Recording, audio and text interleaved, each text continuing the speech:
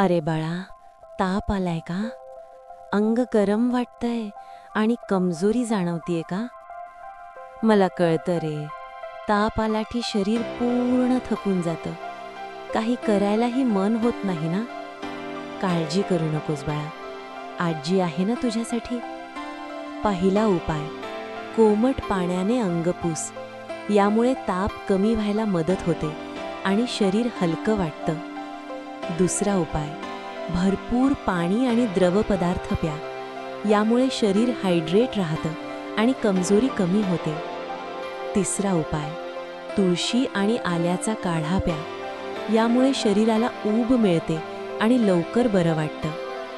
बाळा, पूर्ण विश्रांती घे आणि स्वतःला जास्त त्रास देऊ नकोस. तू लवकर बरा व्हावास हेच आजीचं मनापासूनचा आशीर्वाद आहे.